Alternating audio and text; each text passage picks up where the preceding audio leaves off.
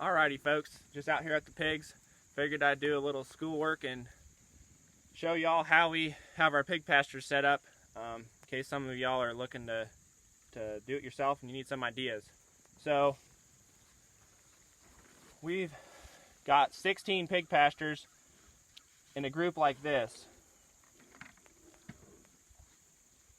on the edge of the field. So we've got woods all lined up against here, and we just split this up. I'm not going to count. They're about half an acre each.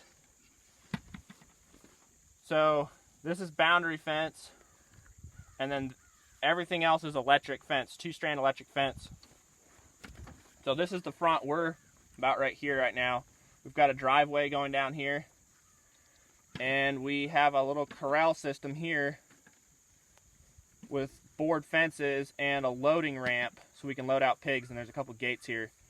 So no matter what paddock the pigs are in, we open the gate, we can herd them down here, and we don't need very many people because the only way they can run is this way, and because there's fence here. So somebody can just stand here and herd them down the road. Pigs like to run down paths, so they'll run right down the tire tracks into here, close the gates, load in the trailer. Anyway, so 2-strand electric fence. One strand's about this high off the ground, and the other strand's about this high. That'll keep in pretty much pigs of any ages.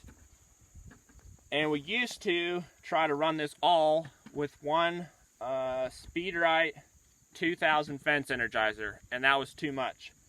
We were trying to keep the whole back fence hot, and then we would heat up each paddock as we went. That was way too much. So now what I did, this is what I would recommend, unless you can get a really, really powerful fence energizer, like way more than 2000,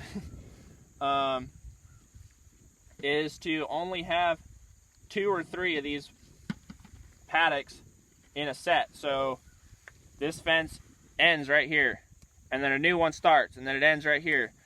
That way, when you go to charge one paddock, you just have to trim a little bit on the next one, and you don't lose near as much spark. And that is what I'm doing right now, and I'm able to keep it hot with a tiny little solar power energizer, and it keeps the fence super hot and really good. So we have these fences that come down here. They all end about 10 feet from the front fence, and we use a wooden gate at each one. So we'll have big or larger wooden posts here. These stakes are all rebar stakes with plastic insulators. These are wooden posts, and they have the little white knob insulators on them so that nothing grounds out on them. So we'll use 3 wooden gates per pig set. That way the pigs can be in this group, and we can open this one, and this gate's already here. Otherwise, you got to open this and then run across and set the gate up, and you know, the pigs might beat you to the next gate, and then they're running all over the place. So 3 gates, and then when the pigs move into this set, you can close them off, walk back at your leisure, pick up this gate, and then usually I'll throw it on the tractor and drive it to the next paddock and set it up for in a week or so when the pigs need to move again. So we'll move the pigs from around a week to 10 or 12 days, and that's based on when their feeder runs out.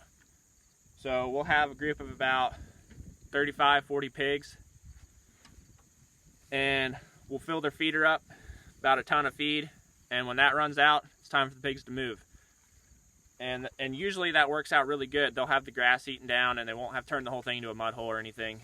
Sometimes when the pigs are really big, they'll eat the whole feeder out in like 4 days, and they'll still have tons of grass. They won't have destroyed anything, and so we'll go ahead and fill it up again, and 4 more days we'll move them, and that'll be their week in that paddock. Oh yeah, water system. So we have a cow water pipe coming across the hill here. I tied into it right here and ran a water line underground, just super simple poor boy black plastic pipe with garden hose tees right here, little garden hose ends, every other fence set. So one goes here, we skip that one goes here. Because if we can have water here, we can service this paddock and this paddock And then the next one will do this paddock and this paddock. So we have an underground water line buried, and it doesn't have to be buried very deep because the pigs aren't out here all winter. They go in the hoop house when it gets really cold. So that can freeze in the middle of the winter. It doesn't matter. You just don't want on top of the ground where things can chew on it and where you can run it over and break it. So I think that's about it.